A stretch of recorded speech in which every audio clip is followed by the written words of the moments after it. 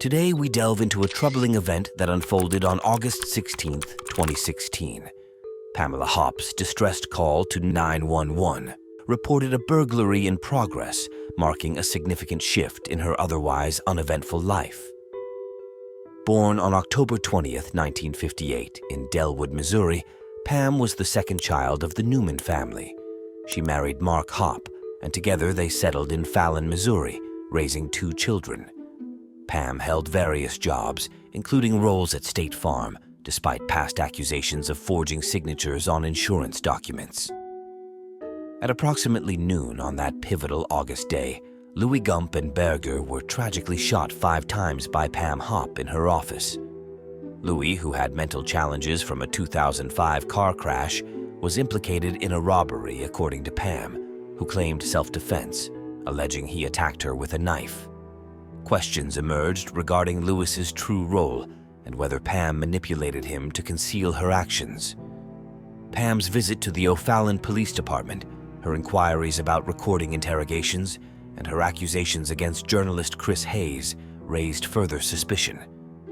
Pam's dual identity as Kathy, a Dateline NBC producer, was pivotal as she lured Gumpemberger into her home under this guise, staging a 911 call to mask her intentions. Subsequent discoveries, such as planted evidence and incriminating phone records, pointed to Pam's culpability. On August 23, 2016, Pam was arrested and charged with first-degree murder and armed criminal action.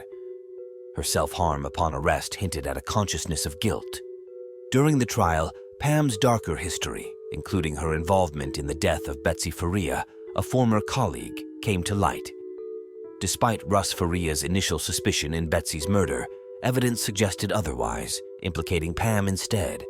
Pam's deceit and manipulation left a lasting impact on those involved, leading to her eventual sentencing to life imprisonment without parole in August 2019.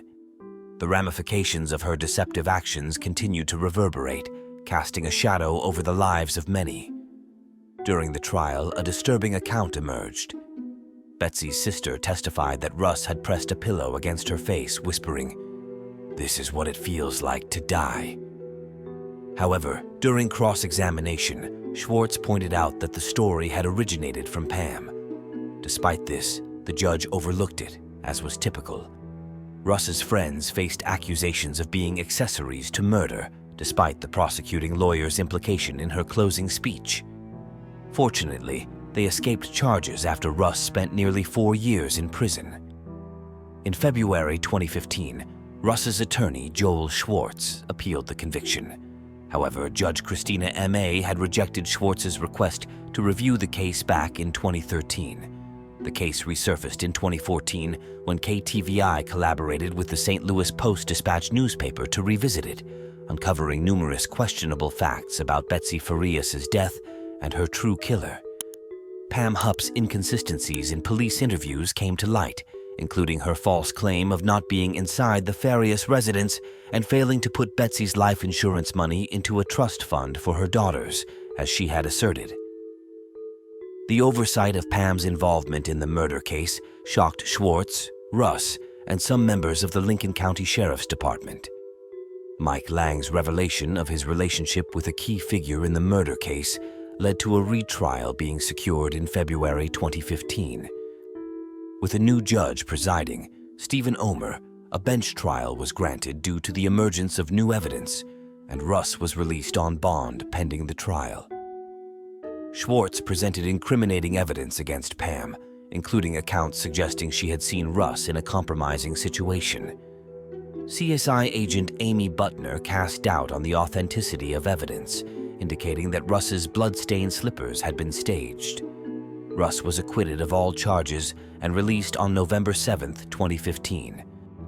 In July 2026, he filed a lawsuit against Lang and 3 deputy sheriffs for overlooking exonerating evidence. Russ's release was met with astonishment as he recounted his surprise at the sudden turn of events. He was released on a $500,000 bond provided by family members, including cousin Mary Anderson. When questioned about why Pam Hupp was never investigated as a suspect, Lang admitted she believed Pam incapable of such violence. Russ was awarded a $2 million settlement upon winning the case in 2020. Despite Schwartz filing a bar complaint against Lang, no guilty verdict was reached. In 2017, Ashley expressed readiness to collaborate with the United States Attorney for the Eastern District of Missouri to review Betsy Farias' case. She also advocated for an independent investigation into her conduct by the Lincoln County Commissioner. Judge Christina M.I.A. faced repercussions for her actions, including suspension for misconduct in a separate case in January 2027. She and Dasuki were voted out of office in 2018 for gross misconduct and mishandling the Betsy Farias murder case. In June 2019, Lincoln County appointed a new attorney, Mike Wood, who announced the reopening of Betsy Farias' murder case. Inspired by the case, Wood requested a case review by the Major Case Squad of Greater St. Louis. The impact of Betsy's case was evident, influencing individuals like the new Lincoln County Sheriff, Rick Harrell, who shared how it shaped his decision to run for office in 2020. Despite the COVID-19 pandemic slowing trial proceedings, Wood expressed hope for a full trial to commence soon in 2021. Pam underwent her first interrogation as a suspect in Betsy Farias' murder in July 2021. Mike Wood charged her with first-degree murder and armed criminal action, expressing his intent to pursue the death penalty due to the crime's brutality. Pam pleaded not guilty to the charges. However, a preliminary hearing scheduled for February 2022 was indefinitely postponed following the death of Pam's attorney from a heart attack in October 2023. Lincoln County announced that Pam's trial would commence fully in 2025, anticipated to last approximately a month. Wood criticized the county prosecutors, alleging mishandling of the case and bias against Russ Faria. Wood highlighted the prosecutor's bias against Russ during his second trial, suggesting their focus was on self-preservation rather than justice. He pointed to a destruction order issued in November 2015, potentially jeopardizing evidence connected to the case. The discovery of this order underscored the systemic issues surrounding the investigation. These revelations unveiled a convoluted mix of misconduct, mismanagement, and manipulation within the legal system concerning Betsy Farias' murder case.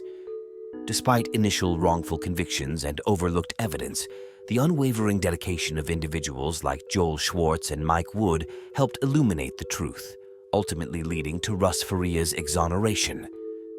As the case progressed, Pam Hupp emerged as a pivotal figure, facing charges and allegations related not only to Betsy Farias' murder, but also to other suspicious activities. The pursuit of justice persisted, driven by the commitment of those determined to uncover the truth and hold accountable those responsible for the injustices that had transpired. Thanks for watching. If you're fascinated by the darker side of human nature and intrigued by the mysteries surrounding crime and murder, you're in the right place. Don't forget to subscribe and hit the notification bell to stay updated on the latest chilling cases and gripping investigations. Remember, the truth is often stranger than fiction, and there's always more to uncover. Stay curious, stay safe, and I'll see you in the next video.